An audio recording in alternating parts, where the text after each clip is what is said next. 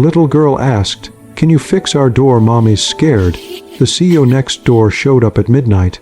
The night was unusually quiet, the kind of silence that made every creak of the apartment building feel louder than it should. In the dim glow of the streetlights, Sarah, a little girl of 8, clutched her mother's hand tightly. Her tiny knuckles were white with fear. The wind rattled the old, flimsy door of their apartment, making it groan like it might collapse at any second. "Mommy, I think someone's trying to get in," Sarah whispered, her voice trembling. Her mother, exhausted from a long day at work and frayed from worry, hugged her daughter tightly but could only shake her head. "It's okay, baby. It's just the wind." But the unease in her own heart betrayed her words. Sarah wasn't convinced. She had always been sensitive to strange noises, always aware of the little details others might dismiss. And tonight, the noises were too deliberate. The latch on the door creaked again, followed by a sharp knock. Not just a tap, a knock that demanded attention. With trembling hands, Sarah ran to the door and peeked through the small peephole. Across the narrow hallway, from the neighboring apartment, a faint figure could be seen under the flickering corridor light. His tall frame, sharp suit, and commanding presence seemed oddly out of place in this modest, aging building. It was Mr. Langston, the CEO everyone in the building whispered about, a man of wealth and power who lived 2 floors above them. Sarah had only seen him from the elevator or at rare building events, always from a distance. Her mind raced. Could someone like him even notice their tiny, insignificant apartment? And yet, here he was, at midnight. Before she could react, the knock came again. Urgent, insistent. Her mother, trying to calm her, murmured, "It's probably nothing. Go back to bed." But Sarah's instincts wouldn't let her. With a shaky breath, she tiptoed to the door, opened it, and whispered, "Hello." The man's deep voice answered softly, yet firmly, "Hi. I saw the door. Is everything okay?" Sarah blinked. This was not someone who knocked politely. This was someone who appeared suddenly with purpose. I think the door might be broken," she admitted, and, "Mom is scared." Her words tumbled out in a rush, childlike yet urgent. The CEO crouched slightly to meet her eye level, his gaze calm and reassuring. "Don't worry, little one, I'll take care of it." There was something about his presence, something impossibly steady, that seemed to chase away the fear just a little. Sarah turned to her mother, whose anxious eyes widened in recognition. "Mr. Langston?" she asked, half in disbelief. He nodded, already moving toward the door with tools he must have brought from his own apartment. The door groaned under his inspection. It was old, warped, and trembling under the night wind, threatening to give way. Mr. Langston's hands worked methodically, tightening screws, reinforcing the latch, and testing the old hinges. "There," he said finally, stepping back. "That should hold now. You both will be safe." Sarah's mother could only stare, words failing her. Sarah hugged Mr. Langston impulsively, relief washing over her small frame. "Thank you," she whispered. "Thank you for coming." The night seemed to pause, holding its breath as fear ebbed into comfort. Outside, the wind continued its restless chatter, but inside the little apartment, warmth returned. Sarah knew, deep in her heart, that this night would never be forgotten, not because of fear, but because of the kindness of a man who appeared when it mattered most. And somewhere deep in the stillness of the building, a man in a tailored suit smiled quietly to himself, knowing a simple act could mean more than millions ever could. The apartment was still thick with tension, though the door no longer threatened to betray them. Sarah clutched her mother's hand tightly, glancing back at Mr. Langston. He was now seated on the edge of the couch, setting his tools neatly on the coffee table, as though this small space belonged to him. His presence was disarming, commanding, yet gentle, like someone who had stepped out of a boardroom into the delicate world of a child's fears without breaking stride. "Mommy, he's not scary," Sarah whispered, her small voice tentative but curious. Her mother managed a faint smile, grateful but still uncertain.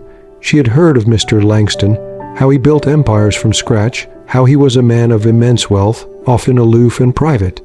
Yet here he was, sitting cross-legged on their worn carpet, talking to her child as if her fears mattered more than any meeting or $1 million deal he could attend. Sarah's mother cleared her throat. I didn't expect you. At this hour." Her voice trembled. It wasn't just surprise. It was disbelief that someone so important could show up in their humble home, in the dead of night, without hesitation or expectation of reward. "I know, Mr. Langston replied, his voice steady but warm. "But when I saw that door rattling, I couldn't just ignore it. It wasn't right to leave you both feeling unsafe." He paused, studying them carefully, then added, almost as an afterthought, "Sometimes, doing the right thing doesn't wait for convenience." Sarah's mother felt a lump in her throat. It had been months since anyone showed such care, months of silent worry, of sleepless nights, of trying to reassure her daughter that everything was fine when, in truth, it wasn't. "Thank you," she said quietly. Words felt inadequate. Gratitude couldn't fully capture the weight of relief pressing down on her chest. Sarah, emboldened by the warmth of his gaze, ventured a question. Do you help people a lot?" Her voice was a mixture of innocence and curiosity, but also a subtle longing for someone dependable, someone real. Mr. Langston chuckled softly. "I try," he said, a faint smile breaking the seriousness of his face. "Sometimes helping means fixing something small, like a door, and sometimes it's bigger than that, bigger than you can see." The little girl's eyes widened. "Bigger than a door?" she asked, leaning forward. He nodded slowly. "Much bigger, but every act matters, even the small ones." His words sank deep, leaving an impression stronger than any lecture or story she had ever heard. For Sarah, the night shifted from fear to fascination, from dread to hope. She wanted to know more about this man who could be so powerful and yet so kind, a stranger who had crossed into her life at the exact right moment. Her mother's gaze lingered on him, a mixture of curiosity and caution. There was something magnetic about the way he carried himself, something that commanded respect without demanding it. Yet she reminded herself not to misjudge him based on his reputation. Would you like some tea?" she asked, hoping the normalcy of a gesture might bridge the gap between their worlds. "I'd love that," he said, settling back comfortably. As her mother moved to the small kitchen, Sarah leaned against him, whispering, "I think you're like a superhero." Mr. Langston's lips twitched into a small smile, and for the first time that night, he seemed entirely human, vulnerable to warmth and gratitude in a way few ever saw. And in that quiet living room, illuminated by the flickering lamp and the moonlight spilling through the window, the three of them shared a fragile moment of trust and connection, one that would ripple far beyond the broken door, far beyond the midnight hour, leaving traces of courage, kindness, and hope in a world that often overlooked the small and the scared. The smell of warm tea filled the cramped apartment, blending oddly with the faint scent of old wood and worn carpet. Sarah's mother returned with 2 steaming mugs, placing them carefully on the coffee table. The gesture was simple, domestic, but for the three of them it carried an unspoken significance. In a world that often rushed past small moments of human connection, this was a pause, a breath, a rare space of calm. Sarah sipped her tea cautiously, glancing at Mr. Langston, who had taken a careful sip from his mug. His eyes, dark and thoughtful, seemed to hold stories the world rarely glimpsed. There was a quiet gravity about him, a sense that the world's weight had settled on his shoulders long ago, yet somehow he carried it with ease, without bitterness. Sarah was fascinated. Even at 8, she sensed that some people were ordinary only on the surface. "Why did you come?" she asked softly, unable to contain her curiosity any longer. The question was innocent, yet bold, because she felt a strange intimacy with him, a trust built in the span of minutes, a bond formed in the fragile terrain of fear and kindness. Mr. Langston leaned back, setting his mug down with deliberate care, Sometimes people need help when they least expect it, he said slowly, his voice measured, and sometimes helping isn't about recognition or reward, it's about seeing what's broken and deciding to make it right. Sarah's mother frowned slightly, concern flickering in her eyes. You're a busy man, a CEO. You have millions of things to do. Why would you risk coming here at midnight? Her voice carried disbelief and caution, the mixture of awe and suspicion that accompanies unexpected generosity. He smiled faintly, a smile without arrogance. Because it matters, that's all. The world is full of people rushing past each other, ignoring what's small and unseen. But sometimes, it's exactly the small things that mean the most. Sarah tilted her head, absorbing his words. They weren't just words. They were lessons, unspoken truths about courage, empathy, and responsibility. Her little heart swelled with admiration and a longing she couldn't name. Then, the door rattled again, this time more subtly. Sarah jumped, her small hands gripping her mother's arm. Mr. Langston's eyes narrowed just slightly, alert and instinctive. That sound. It's nothing dangerous, he reassured, though his posture suggested he had already considered the possibilities. It's just the wind shifting again. The door isn't perfect, but it's secure for now. Sarah's mother exhaled, relief mingled with lingering doubt. I don't understand why someone like you would care about something like our door, or about us. He paused, letting the weight of the question linger. Because I know what it feels like to be small in a world that moves too fast. To feel unseen, to fear for safety, and wonder if anyone will notice. Sometimes, noticing is everything. His voice was calm, but the intensity beneath it made Sarah feel as if he had stepped inside her own chest and understood every heartbeat. The room grew quiet again, save for the hum of the heater and the occasional creak from the old building. Sarah rested her head against her mother's shoulder, a warmth of security washing over her. She realized that this night, this unexpected visit, had changed everything, not because a door was fixed, but because a stranger had chosen to see them, truly see them in their vulnerability. And in that stillness, Sarah made a silent promise to never forget the man who came at midnight, who showed her that courage and kindness could appear when the world seemed darkest, and that even the smallest people mattered. The night had deepened, stretching into an almost surreal quiet. The apartment, though warm from the tea and Mr. Langston's calm presence, felt smaller as the wind pressed insistently against the old walls. Sarah had finished her cup and now sat cross-legged on the floor, staring at him with wide, curious eyes. She wanted to ask more questions, to understand this stranger who had stepped into her life and quietly erased the fear that had clung to her since sunset. Her mother, meanwhile, stood near the window, her back tense, eyes scanning the darkened street. The shadows of the building opposite shifted eerily in the dim light, and she swallowed hard. I still don't feel right about this, she admitted softly, more to herself than anyone else. What if someone is watching? What if it wasn't just the wind? Mr. Langston followed her gaze, his expression unreadable yet alert. He walked over, gently placing a hand on her shoulder. Fear is natural, he said quietly, and caution isn't weakness, it's wisdom. But sometimes, fear can make things seem worse than they are. His tone wasn't dismissive.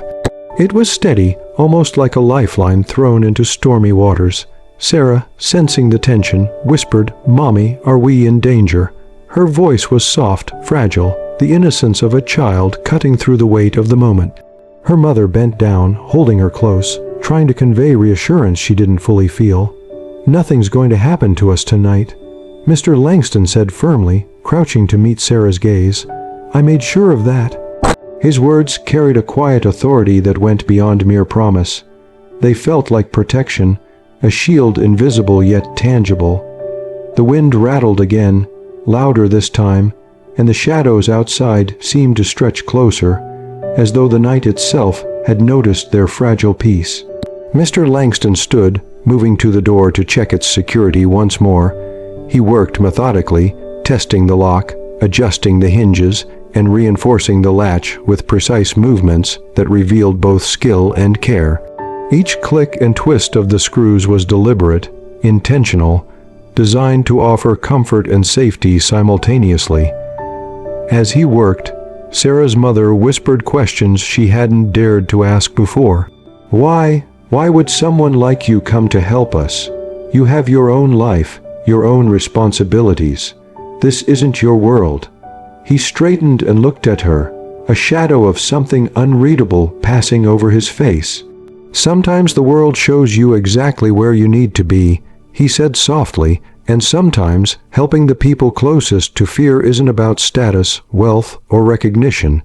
It's about doing what's right, even if it's inconvenient. A sudden creak from the hallway made all three freeze.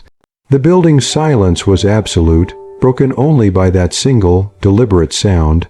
Sarah's mother clutched her daughter tightly, heart racing. Mr. Langston's eyes flicked toward the noise, a professional alertness taking over his calm demeanor. "It's fine," he said after a beat, though his gaze lingered on the shadows outside. "The building is old, floors settle, sounds travel differently at night, but I'll stay until you're sure it's safe." Sarah looked at him with wide admiration. "You're like a real-life hero," she whispered. And in that moment, he allowed himself a small, almost imperceptible smile, a fleeting acknowledgement that sometimes heroes appear not in bright daylight, but in the quietest hours, when the world seems darkest, and courage is measured in simple acts of presence. The wind howled outside, rattling windows and doors alike, but inside, for the first time in a long while, the little apartment felt protected, not just by the reinforced door, but by the presence of someone who had chosen, deliberately, to care. The apartment was quiet now, save for the soft ticking of a wall clock and the faint hum of the heater. Sarah had curled up on the sofa with a blanket around her small shoulders, eyes still wide but calmer. The warmth of Mr. Langston's presence lingered, though her mother's worry had not yet fully dissipated. She paced slowly, hands twisting the edge of her sweater, her mind racing with fears both real and imagined. Her life had been a series of compromises, sacrifices, and sleepless nights. Raising Sarah alone after her husband's sudden passing had left her exhausted, vulnerable, and often doubting her own strength. Every creak in the hallway, every shadow beyond the window, reminded her of how fragile their world had become. And tonight, the broken door had been the tipping point. "Mommy," Sarah's soft voice pulled her back from the spiral of anxiety. She looked down to see her daughter's trusting eyes, filled with the kind of faith only a child could hold. "I'm not scared anymore," Sarah said, leaning slightly into her mother's side. "Mr. Langston made everything okay." Her mother managed a faint smile, brushing a stray lock of hair from Sarah's forehead.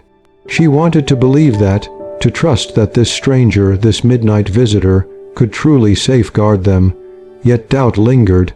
She knew the world didn't always reward kindness. It could be cruel, unpredictable. And yet, looking at him now, she realized that some people were exceptions, people who appeared not for gain, but because they understood what it meant to feel helpless. Mr. Langston, seated quietly in the corner, observed them with a patience that made the room feel anchored. He didn't intrude, didn't force conversation, but his very presence was comforting. It was a rare gift, the ability to make fear feel manageable, to make safety tangible, even in the smallest apartment at the edge of the city. "You've carried so much," he said gently, almost as if reading her thoughts. His voice cut through the tension, calm and deliberate. "It shows in how you worry for her, how you try to protect her, but you don't have to do everything alone." Her eyes widened. She had spent years convincing herself she had to be invincible, that weakness was a luxury she couldn't afford. Yet in his gaze, she saw no judgment, only recognition of a struggle she had borne silently. I just want her to be safe," she admitted, voice cracking slightly. "And she is," he said firmly. "Tonight, you let someone help. That's not weakness, that's strength." His words were simple, yet they carried a weight that filled the room, a quiet validation she hadn't realized she craved. Sarah leaned closer, sensing the gravity of their conversation. "Mommy, it's okay to let people help. Even superheroes have help sometimes," she said with a shy smile. Her innocence, her unfiltered wisdom, pierced through the worry that had gripped her mother for so long. Her mother exhaled, a long, shuddering breath. The tension in her shoulders eased slightly, though not entirely. She knew the night was far from over. The world beyond their door remained uncertain. But for now, in this fragile bubble of warmth, trust, and unexpected kindness, she allowed herself a moment of peace. Mr. Langston packed up his tools, preparing to leave. He paused at the door, glancing back at the two of them. "You've done enough tonight," he said. "Sometimes the hardest battles are fought quietly inside. Remember that." Sarah ran to the door to wave goodbye, her small hand brushing his as he stepped into the dim hallway. And in that instant, a bond had been forged, not just of protection, but of understanding, courage, and the unspoken promise that even in fear, kindness could find a way. The wind outside had intensified, rattling the windows and echoing through the narrow hallways of the aging building. Shadows seemed to twist unnaturally against the walls, and the faint streetlights flickered like warning signals.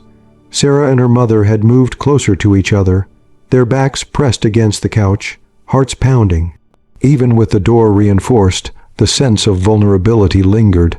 Mr. Langston stood near the entrance, his posture alert, his eyes scanning every corner. The calm patience he had shown earlier had shifted subtly into readiness, the unmistakable vigilance of someone accustomed to danger, whether in a boardroom or the unpredictable chaos of life. The soft hum of the heater did little to mask the tension. The night felt alive, as though it had a will of its own. A sudden thump outside made Sarah jump violently. Her mother's hand flew to her mouth, stifling a gasp. Mr. Langston moved quickly, yet carefully, toward the door, listening intently. "It's okay," he said, though his voice carried steel beneath the reassurance. "Just a noise, nothing more, but we're going to make sure you're safe." He grabbed his flashlight from the small toolkit and shone it along the edges of the door and window frames. The beam cut through the darkness, revealing only the familiar shapes of their corridor. Nothing sinister. Still, he didn't relax. His attention was methodical, precise, as if he were mapping out the environment for every possible outcome. Sarah's mother whispered, her voice trembling, "I don't know if I can handle this. This fear, all the time, I feel so powerless." Her words were raw, unguarded. Mr. Langston turned, his gaze softening. "Power isn't about control over everything," he said. "It's about knowing when to act, and when to trust someone else to act with you." Sarah, sensing the seriousness of the moment, clutched her mother's sleeve. "We're not alone," she said, her small voice almost a mantra. "He's here. Mr. Langston is here." Her words, simple yet profound, echoed in the room, bridging the chasm of fear and doubt. The night pressed on, each sound magnified in the silence. Mr. Langston checked the locks one final time, ensuring the door was immovable, then guided the mother and daughter away from the window. "Stay here," he instructed calmly yet firmly. "No sudden movements. I'll handle anything that comes close." Minutes stretched like hours. Every creak, every gust of wind felt deliberate. And then, almost imperceptibly, he noticed a shadow lingering just outside the corridor, a figure that had gone unnoticed in the flickering light. His eyes narrowed. He didn't panic. Instead, he assessed, anticipated, and acted with quiet precision. Moving swiftly, he positioned himself to block any potential threat, the lines of his suit moving with the efficiency of a man trained to protect both life and dignity. Sarah held her mother's hand tightly, her small heartbeat racing. "Is he going to be okay?" she whispered. Her mother nodded, eyes fixed on Mr. Langston, placing all their trust in him. In that moment, the little apartment became a battlefield of courage and composure, where fear was a challenge to face and kindness was a shield. Eventually, the shadow passed without incident. Mr. Langston exhaled, tension easing from his shoulders, though his vigilance remained. He returned to them, brushing off the night's intensity. Everything is fine now," he said, smiling faintly. "The danger has passed, but remember, the smallest measures of preparation can prevent the greatest fears." Sarah hugged him tightly, whispering, "Thank you for protecting us." Her words resonated far deeper than she realized, touching the core of a man whose life was usually dictated by schedules, meetings, and strategy. Tonight, it was dictated by empathy, courage, and the unshakable belief in doing the right thing. Part 7, Dawn of Hope. The first hints of dawn began to seep through the thin curtains, painting the apartment in soft golds and pale pinks. The night's tension had lifted, replaced by a quiet calm that felt almost unreal. Sarah stirred from her blanket, rubbing her eyes, and blinked at the morning light. For the first time in hours, she felt safe, not just because the door was fixed or the shadows had passed, but because someone had shown up when it mattered most. Her mother sat beside her, shoulders relaxed in a way they hadn't been since the evening began. She gazed at Sarah with a mixture of relief and awe, realizing how fragile fear could be, and how transformative a single act of courage could feel. The memory of Mr.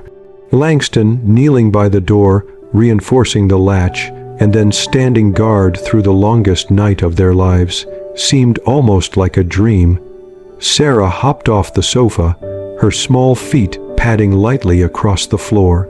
"Mommy, I want to tell everyone at school about him," she exclaimed. "He's a real superhero. He came at midnight and he saved us." Her voice was filled with excitement, her wide smile radiating the joy of a child who had glimpsed true kindness.